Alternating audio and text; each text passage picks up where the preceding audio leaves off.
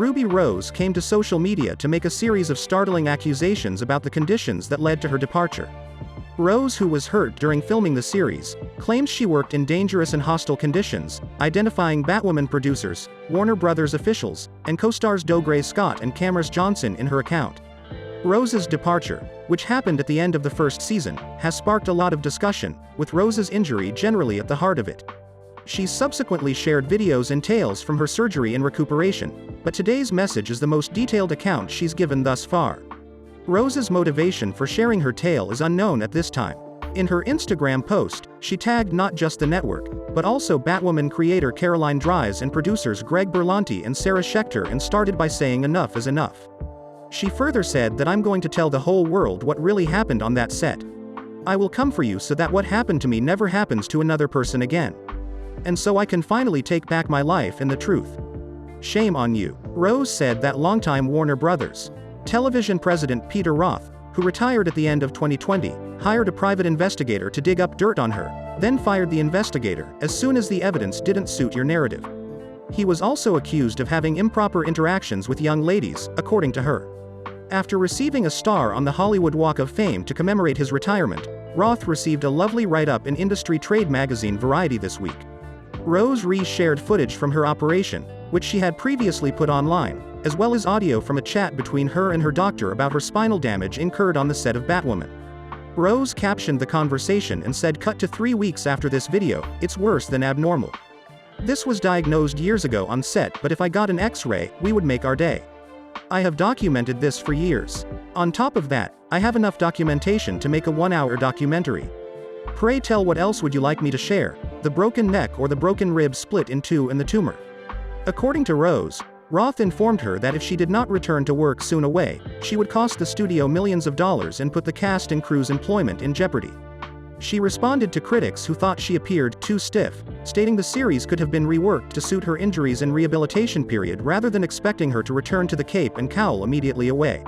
Rose mentioned the COVID-19 epidemic and manufacturing halt as factors in her choice following her departure. She remained a vocal supporter of the program for a long time, implying that she would return in the future and complimenting her replacement Javisha Leslie. In a closing statement she said that, "Please to my dear fans, stop asking if I will return to that awful show. I wouldn't return for any amount of money, nor if a gun were to my head, nor did I quit. I do not quit. They ruined Kate Kane and they destroyed Batwoman, not me. I followed orders, and if I wanted to stay I was going to have to sign my rights away. Any threats, any bullying tactics or blackmail will not make me stand down." A crew member got third-degree burns over his whole body, and we were given no therapy after witnessing his skin fall off his face, but I was the only one who sent him flowers and cards, and then were told we had to do a scene without a minute of process. We lost 2 stunt doubles. I got cut in the face so close to my eye in a stunt I could have been blind. A woman was left quadriplegic and they tried to blame it on her being on her phone. So much so CW didn't even help her to start with Batwoman. They needed to investigate, so she had to do a GoFundMe. She's a PA and they work via phones. Her accident occurred Batwoman. Our show refused to shut down when everyone else did because of COVID. Caroline Dries has no heart and wanted us to finish the season throughout the pandemic, and I told her it was a bad idea. I told her everyone was too distracted, constantly checking COVID updates, checking on Friends, and seeing Riverdale, The Flash, and Supergirl shut down already. I felt something bad would happen. And Caroline Dries visited the set 4 times in a year, but in those 4 to 5 visits she decided she could tell me she knew my injury happened on set, so I should comply with the pie, yet later denied it entirely and said it happened during yoga. I don't do yoga. And now someone will never walk again. We shut down the next day, not because she almost killed someone, but the government pulled it. Also, I fought people on set, yes, not because I wanted to, but because I wanted safety.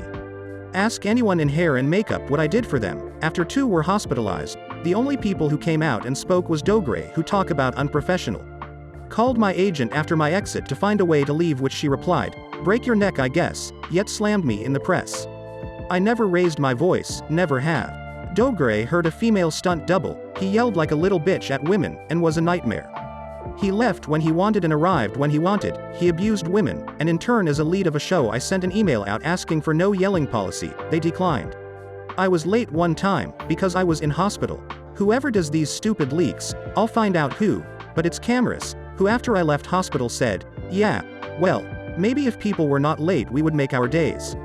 A kid. An egomaniac kid who worked 1 day a week had the audacity. Or the stunt department who were furious even though I never blamed them. But I went on Fallon and spoke of my injury, and didn't play the game. Aside from them, I was loved and loved my crew. Oh, and they wouldn't drive me to work and knew I couldn't legally drive after surgery, so they said get a taxi. What do you think about this issue? Let me know in the comments below. See you soon.